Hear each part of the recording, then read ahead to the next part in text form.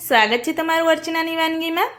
તો માનો માહિર ટ્યુશનથી આવ્યા અને એમને જોરદારની ભૂખ લાગી હતી તો કહે કે મમ્મી ઝટપટ બની જાય તેવો ટેસ્ટી નાસ્તો તું બનાવ। તો મેં વિચાર્યું કે ઘરે બ્રેડ થોડી એવી પડી હતી તો બ્રેડમાંથી કંઈક નાસ્તો બનાવું અને એમને ખવડાવું। તો વેસ્ટ બ્રેડમાંથી હું અહીંયા બેસ્ટ નાસ્તો બનાવી એની રેસીપી તમારી સાથે શેર કરીશ। જો તમને પણ મારો આ વિડીયો પસંદ આવે તો સ્કીપ કર્યા વગર એન્ડ સુધી જોતા રહેજો અને મારા આ વિડીયોને તમારા ગ્રુપમાં વધારે શેર કરજો। તો મેં અહીંયા બ્રેડ લઈ લીધી છે અને બ્રેડ આપણે જે સેન્ડવિચ બનાવવા માટે બ્રેડ લાવતા હોઈએ છીએ અને નીચે અને ઉપરની બ્રેડ આ રીતેની હોય છે એ આપણે વાપરતા નથી હોતા। તો હું અહીંયા એ જ વેસ્ટ બ્રેડમાંથી બેસ્ટ નાસ્તો બનાવીશ। આ બ્રેડ આપણે થોડી એવી કડક હોય છે, સોફ્ટ નથી હોતી, એટલે આપણે એને વાપરતા નથી હોતા। તો હું અહીંયા એનો નાસ્તો બનાવીશ। તો આ રીતે બધી જ બ્રેડના હું ટુકડા કરી દઈશ અને આ રીતે મોટા એવા રફલી ટુકડા કરી એને આપણે મિક્સર જારમાં એડ કરી દઈશું। તો મિક્સર જારમાં એડ કરી અને બ્રેડને આપણે ક્રશ કરી દઈશું। તો આ રીતે બધી જ બ્રેડ હું એકી સાથે મિક્સર જારમાં લઈ અને એને ઢાંકણ બંધ કરી અને સરસ એવું ક્રશ કરી ઝીણો એવો ભૂકો બનાવી અને હું રેડી કરી દઈશ। તમે જોઈ શકો છો કે આ રીતે મેં બધી જ બ્રેડ પીસી અને રેડી કરી દીધી છે। તો હવે આપણે એમાં બધા મસાલા કરીશું। તો એક બાફેલું મેં અહીંયા બટેટું લઈ લીધું છે, એ પણ આપણે અંદર એડ કરી દેવાનું છે। તો આ રીતે હું હાથ વડે મેશ કરી દઈશ। જો તમારે છીણી વડે છીણી અને અંદર એડ કરવું હોય તો પણ તમે કરી શકો છો। એ જ રીતે એક મોટી ડુંગળી ઝીણી એવી સમારી આપણે અંદર એડ કરી દઈશું। ડુંગળીને પણ તમારે છીણવી હોય તો પણ ચાલે। 2 તીખા લાલ મરચાં મેં અંદર એડ કરી દીધા છે। ટેસ્ટ અનુસાર મીઠું એડ કરી દઈશું। 1 ટેબલ સ્પૂન મેં અહીંયા ફ્રેન્કી મસાલો લઈ લીધો છે, એ અંદર એડ કરી દઈશું। આ ફ્રેન્કી મસાલાની રેસીપી પણ મારી ચેનલમાં તમને જોવા મળી રહેશે। 1/2 ટેબલ સ્પૂન શેકેલા જીરાનો પાવડર, 1/2 ટેબલ સ્પૂન કાળા મરીનો પાવડર અને 1/2 ટેબલ સ્પૂન ગરમ મસાલો આપણે અંદર એડ કરી દઈશું। આમાં આપણે કોઈ હળદર, ધાણા જીરું કે મરચું પાવડરનો ઉપયોગ નથી કરવાનો।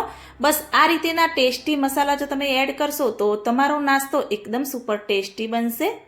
ફ્રેન્કી મસાલો તમારી પાસે ન હોય તો તમે પેરી પેરી મસાલાનો પણ ઉપયોગ કરી શકો છો। આ રીતે હાથ વડે બધું જ બટેટા, ડુંગળી અને બધા મસાલા મિક્સ કરીશું। તો મસાલો થોડો એવો કોરો લાગે છે એટલે આપણે થોડું પાણી અંદર એડ કરી અને લોટ જેમ બાંધીએ છીએ એમ બાંધી દઈશું। ડુંગળી અને બટેટામાં થોડો એવો પાણીનો ભાગ હોય છે એટલે પહેલેથી જ આપણે પાણી એડ નથી કરવાનું। પહેલાં બધું સરસ એવું મિક્સ કરો અને પાણીની જરૂર પડે એમ તમારે પાણી એડ કરી અને આ રીતે લોટ બાંધવાનો। તો આ રીતેના નાના બોલ બને એ રીતેનો લોટ આપણે બાંધી અને રેડી કરવાનો। તો લોટ આપણો સરસ એવો બંધાઈ ગયો છે। તો હવે આપણે નાના એવા બોલ પહેલાં તો બનાવી દઈશું। તમારે જે રીતેનો શેપ બનાવવો હોય, નાની એવી ટિક્કી બનાવી હોય તો પણ ચાલે।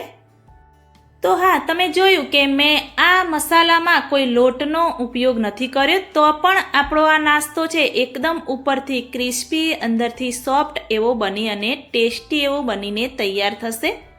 અને આ નાસ્તો છે એકદમ ઝટપટ બનીને તૈયાર થઈ જાય છે। જો તમારે જલ્દી એવો બનાવવો હોય તો સાઈડમાં તેલ પણ ગરમ કરવા તમારે રાખી દેવાનું, એટલે તમારો નાસ્તો એકદમ ઝટપટ બની જશે।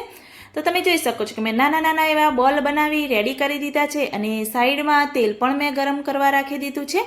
તો તેલ થોડું એવું આ રીતે ચેક કરીશું, તેલ ગરમ થાય ત્યારે આપણે નાસ્તો તળીશું। અને હા, તેલ નોર્મલ એવું ગરમ હોય તરત જ આપણે આ રીતે તળવાનું શરૂઆત કરી દેવાની, નહીં તો જો વધારે પડતું તેલ ગરમ થઈ જશે તો ઉપરથી એકદમ લાલાશ પડતો કલર આવી જશે અને અંદરથી બધો જ નાસ્તો છે એ કાચો રહી જશે।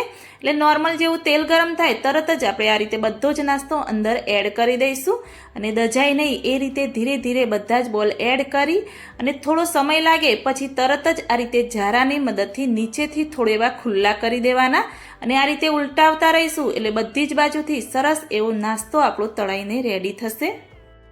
તો આ રીતે બધી જ બાજુથી સરસ એવા ગોલ્ડન બ્રાઉન કલર જેવા આપણા આ નાના બોલ તળાઈ અને રેડી થઈ ગયા છે। તો હવે આપણે એને જારમાં લઈ અને તેલ નિતારી અને સાઈડમાં લઈ લઈશું। એ રીતે બીજો પણ નાસ્તો છે એ બધો જ હું અહીંયા તળી અને રેડી કરી દઈશ। તો તમે થોડી મીડિયમ ગેસની ફ્લેમ પર તળશો તો ઉપરથી નાસ્તો છે એ તમારો મસ્ત એવો ક્રિસ્પી બની અને તૈયાર થશે અને ખાવાની પણ ખૂબ જ એવી મજા આવશે। જો તમારા ઘરે પણ આ રીતે બ્રેડ વધેલી પડી હોય તો એને ફેંકવા કરતાં આ રીતે એકવાર ટેસ્ટી નાસ્તો બનાવીને ટ્રાય કરજો। તો જોઈને જ પેટમાં ભૂખ લાગી જાય તેવો ટેસ્ટી અને વેસ્ટ બ્રેડમાંથી બેસ્ટ નાસ્તો બનાવી મેં તમને એની રેસીપી શેર કરી છે. અને તમે જોઈ શકો છો કે ઉપરથી સરસ એવો ક્રિસ્પી, અંદરથી સોફ્ટ એવો બનીને તૈયાર થયો છે. તમે કોઈ ગ્રીન ચટણી સાથે, સોસ સાથે પણ ખાઈ શકો છો. ખૂબ જ એવો ટેસ્ટી લાગે છે. માનવ માહીને તો ખૂબ જ એવો ટેસ્ટી લાગ્યો. જો તમને પણ મારી આ રેસીપી સારી લાગી હોય તો મારી ચેનલને લાઇક, શેર, કમેન્ટ કરજો. મળીએ કોઈ એક નવા વિડીયો સાથે, નવી માહિતી સાથે. ત્યાં સુધી બાય બાય.